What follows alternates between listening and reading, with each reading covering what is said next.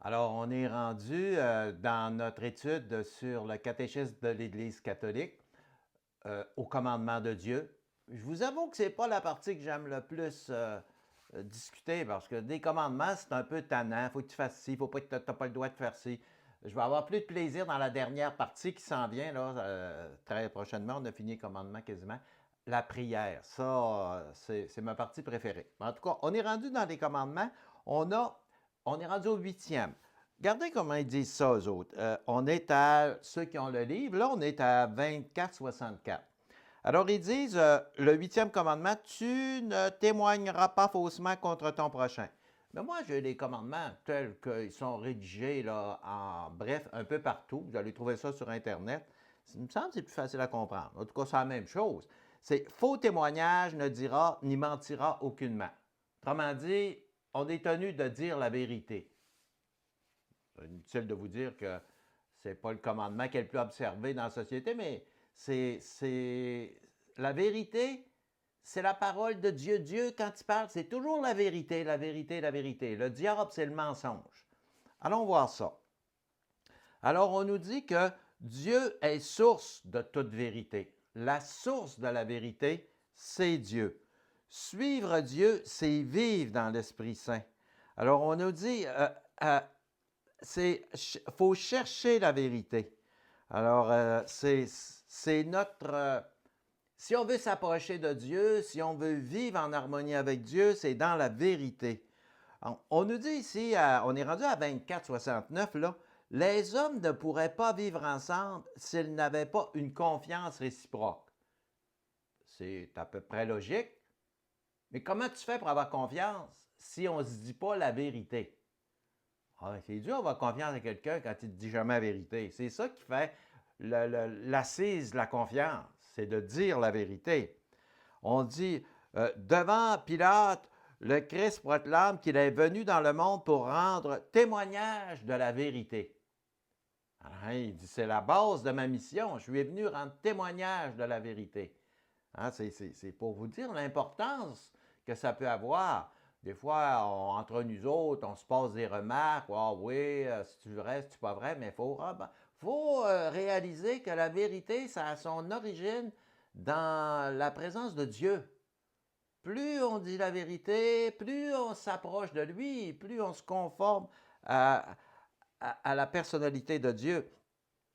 Alors on dit, devant un tribunal, si tu mens, c'est un faux témoignage. Et si c'est sous serment, c'est un parjure. Évidemment, c'est une faute. C'est sûr, c'est une faute. Alors, on nous dit que, d'abord, il est interdit de parler, de parler mal de la réputation des autres. Ça cause un dommage injuste. C'est assez fréquent dans la société actuelle. Hein? Après ça, on nous définit. C'est quoi un jugement téméraire?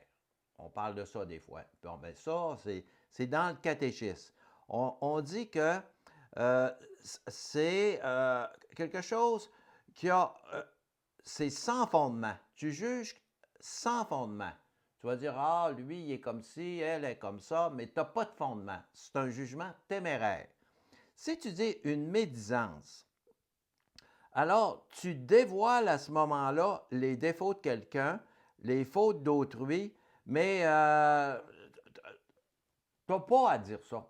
Hein? On le dit souvent. Mais ça, là, on n'a pas à dévoiler les défauts des autres. On appelle ça une médisance. Puis une calomnie, la différence entre les deux, puis ça, c'est dans le catéchisme, là, c'est à 24-77.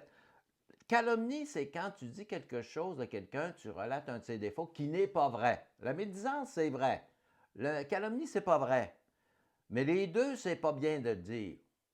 Puis ça avance pas, là. Ça fait pas avancer rien, ça. Même si lui, il est comme ci, lui, elle est comme ça fait pas rien avancer. Alors, on dit que la réputation d'une personne, c'est très important. Il faut respecter la réputation des autres. On respecte leur réputation, puis Dieu sait qu'aujourd'hui, avec les médias, puis tout ça, bon, ben, ça fait des tâches qui demeurent longtemps.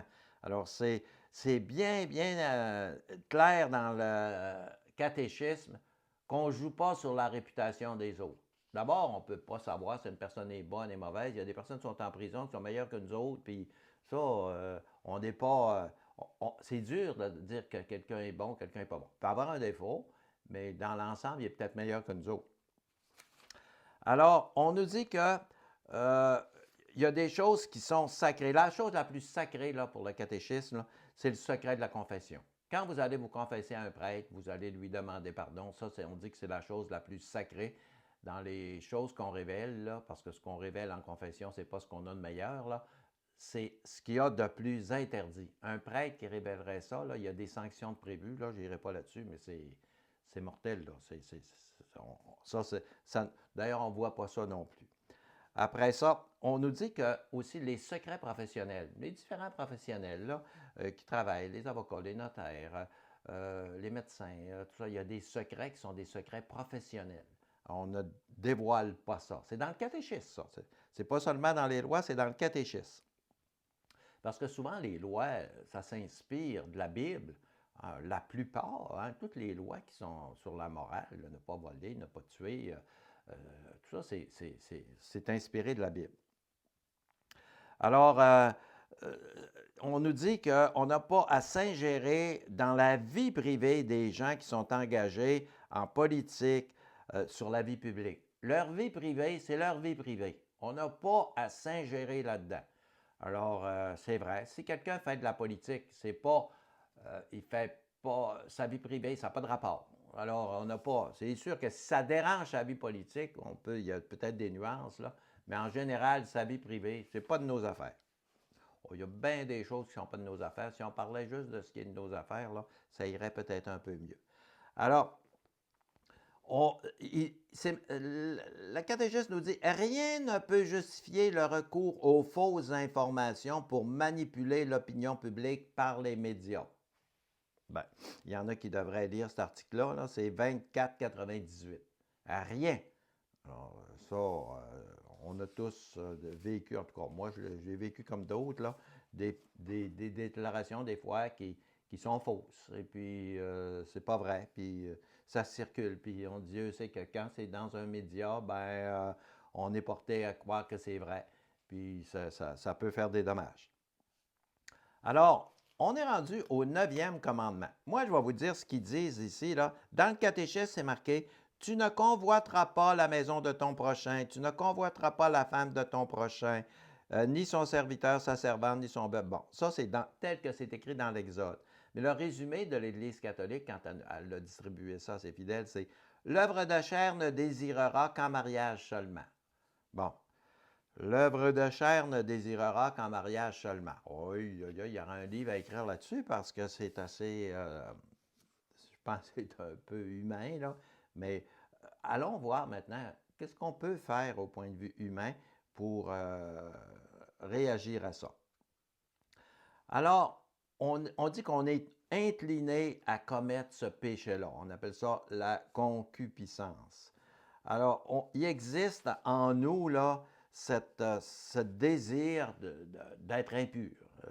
C'est dans tout le monde. Puis, le baptême est là pour confirmer notre pureté.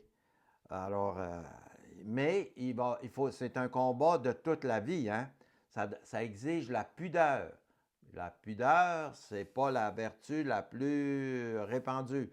Alors, on nous dit que c'est important, la pudeur. C'est pas... D'ailleurs, il y a un commandement sur la pudeur, hein? Un commandement qu'on a dit ici. Regarde, c'est le 6e. Impudique, point d'un sera, de corps ni de consentement. C'est un commandement de Dieu. Ça date de milliers d'années. Ce n'est pas aujourd'hui qu'on a inventé ça. Là. Milliers d'années.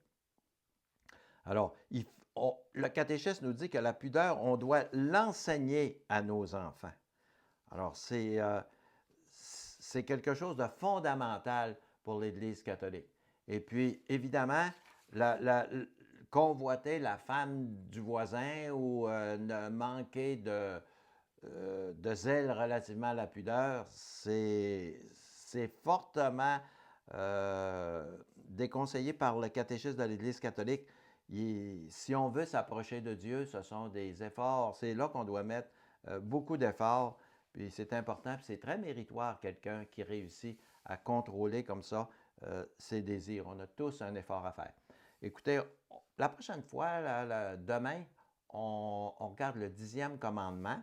Et puis, vous allez voir, c'est presque fini sur les commandements, là. Après, on tombe dans la prière. Ça va être intéressant. Dès demain, on entame la prière. Alors, je ne veux pas excéder mon temps, là, 10 minutes, là, pour être sûr que ça ne soit pas trop long chaque jour. Je vous donne rendez-vous demain. Alors, je vous souhaite une bonne journée. Merci.